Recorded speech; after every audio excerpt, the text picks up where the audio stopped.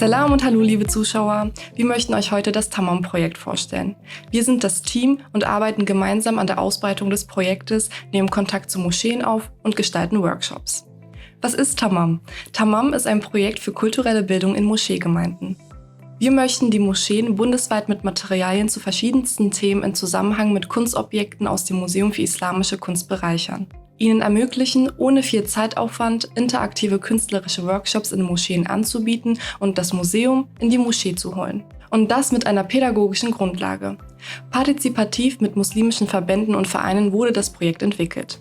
Für die Verbreitung des Projektes bieten wir Workshops an, in denen Interessierte in das Projekt und in die Materialien geschult werden können, sodass sie Workshops in ihren eigenen Städten und Gemeinden anbieten können. Sobald du einen Einblick in die Übungen hast, steht dir nichts mehr im Weg, um in deiner eigenen oder auch in anderen Moscheen zu referieren. So kannst du mit deiner Gemeinde Spaß haben und gleichzeitig etwas dazulernen. Um das Projekt in eine bundesweite Ebene zu tragen, gibt es das Konzept der Tamam-Botschafter. Diese arbeiten mit uns zusammen, sind repräsentativ in der eigenen Stadt und schulen selber Tamam-Interessierte.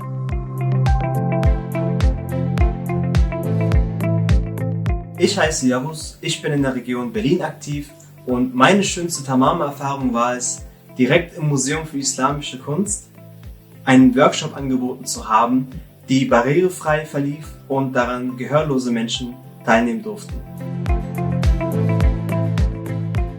Salam und hallo, mein Name ist Jasmina und ich war letztes Jahr Tamam-Botschafterin in Baden-Württemberg. An dem Tamam-Projekt hat mich besonders fasziniert, inwiefern Kulturen und Identitäten sich über Jahrhunderte hinweg gegenseitig beeinflusst haben. Salam, ich bin Ahmed Aydin und ich war für Tamam in Niedersachsen aktiv, in Braunschweig und Umgebung. Und mein schönster Moment war, als ich festgestellt habe, dass die Jugendlichen bei dem Workshop viel mehr Potenzial hatten und viel mehr wussten über Kalligrafie, als ich vorher es für möglich gehalten habe. Wie läuft eigentlich bei dir ein Museumsbesuch ab?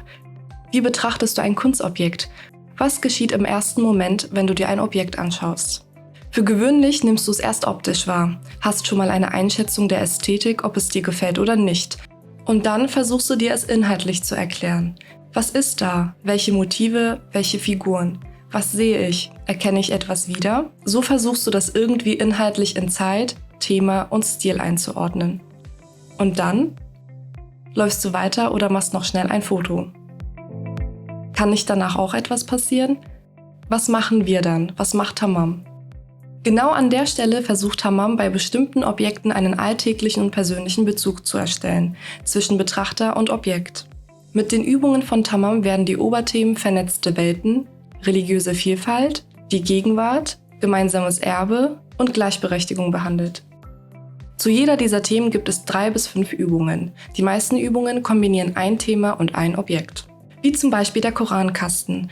Es gibt verschiedenste Versionen, wie man seinen Koran aufbewahren kann. Im Schrank, oben auf dem Regal, an der Wand hängend in einer Tasche, auf dem Tisch oder in einem Kasten aus Metall. Hier in der Übung anhand dieses Objektes wird dazu angeregt, den eigenen Alltag mit dem Alltag aus dem 14. Jahrhundert zu vergleichen. Dieser Korankasten aus Holz mit Metallplatten stammt aus Ägypten. Im Inneren sind 2 Fächer mit 15 Halterungen, die dazu dienten, den Koran in 30 Abschnitten zu lagern. Ein anderes Beispiel wäre der Olifant. Dieses aus Elfenbein bestehende Blashorn zeigt ein Meisterwerk der Schnitzerei. Sie weist verschiedenste Tiermotive auf und greift bei Tamam das Thema der Diversität, bezogen darauf, wie ähnlich wertvoll sie für unterschiedlichste Menschen sein kann, obwohl sie an weit entfernten Orten leben und andere Lebewesen und Traditionen haben.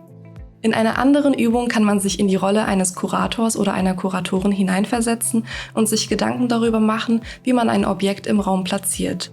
Wie durch die Anordnung von Objekten, dazu Text und Grafik, eine Bedeutung zugewiesen werden kann. Als Beispiel gibt es in dieser Übung ein Relief mit der Darstellung eines Lautenspielers aus Marmor. Das Objekt stammt aus dem 13. Jahrhundert aus der Türkei. An der Stelle kann man auch ganz gut das Thema Musik thematisieren.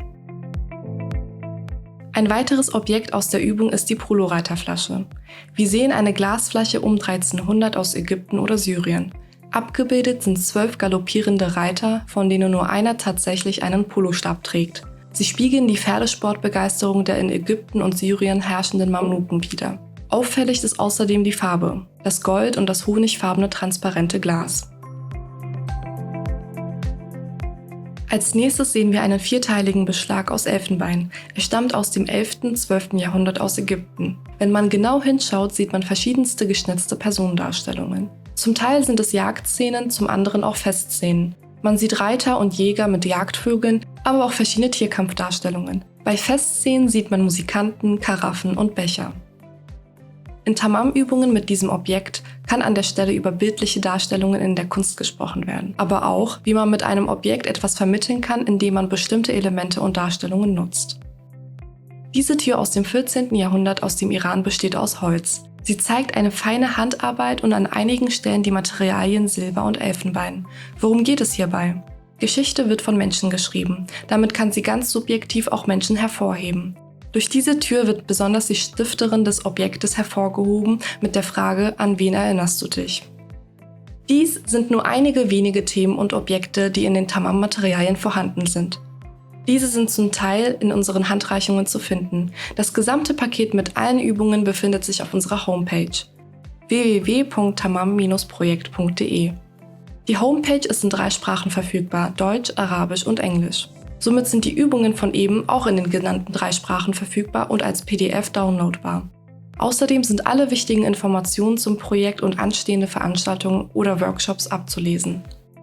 Bezogen auf das Museumserlebnis, Tamam bietet an der Stelle noch eine Besonderheit an, die Tamam-App. Sie ist kostenlos downloadbar und ermöglicht dem Besucher ein multisensuales Erlebnis. Einige bestimmte Kunstobjekte werden nun hörbar, wenn man die Kamera draufhält. Einige Objekte sieht man nun im ursprünglichen Zustand und einige bewegen sich. Manchmal wird einem sogar etwas verdeutlicht, was man vielleicht als Betrachter nicht sofort erkennt. Vielleicht ist das für dich die Gelegenheit, um aktiver in deiner Moscheegemeinde zu werden und mit Jüngeren, Gleichaltrigen oder Älteren über religiöse und/oder künstlerische Themen zu sprechen. Mach dir ein Bild von Tamam auf sozialen Kanälen oder auf unserer Homepage und werde aktiv. Egal wie und wo, Tamam leistet auch dir Hilfestellung.